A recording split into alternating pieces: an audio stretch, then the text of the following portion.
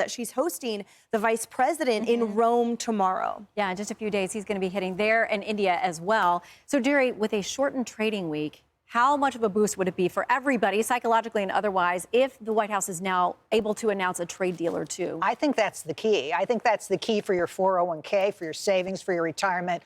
All traders, professional investors are hanging on the words of these negotiations. This is critical to the future of stocks.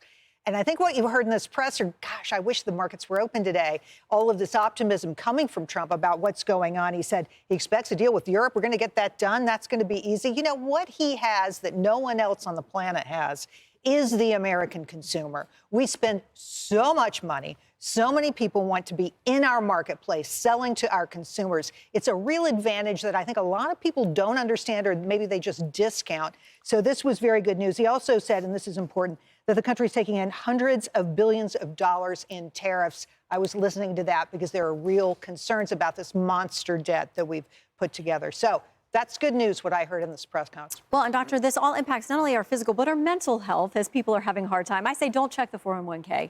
Don't do it right now. If you're skittish, you got to leave it alone for a while, if you can. You know, and I agree with Jerry's point about the optimism here. Trump made some really key points here that he feels this country is taken advantage of by other countries. Now, look at Europe, where we average a 1% tariff across the board with no free trade agreement. Now it's 15%. But you know what Europe does to us? Europe, by the way, whiskey alone had a 25% tariff. Don't mess with the whiskey. Whiskey alone, don't mess with my whiskey, right? And here's the last point, the art of the deal, right? He's with Meloni, he's with Prime Minister Meloni. The art of the deal, that's how he does it, person to person. I think he's going to negotiate something. Or Lisa, he loves to negotiate. He loves to negotiate.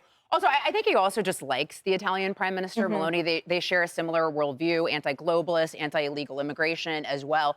And to your point, this is the classic art of the deal, classic Donald Trump. He sort of picks this more extreme position to push the opposition into a position that he agrees with or that he finds more satisfying. Also, he thrives in the unpredictability and the chaos. He likes his opponent to not know exactly what he's doing. That's also why he's so good at foreign policy as well. And then I think when he recognized that there was a little bit too much volatility, he sort of took a beat, took a pause. And imagine what it would do if they can lay down, here are some of the deals that we've done that would give businesses a lot of confidence, investors a lot of confidence. So I think once we're on the other side of this, we'll be in a better position as a country. Yeah, he may like the unpredictability. It works for him as a negotiator, but we know the markets do not love it. Okay. Hey, everyone. I'm Emily Campagno. Catch me and my co-hosts Harris Faulkner and Kaylee McEnany on Outnumbered every weekday at 12 p.m. Eastern, or set your DVR. Also, don't forget to subscribe to the Fox News YouTube page for daily highlights.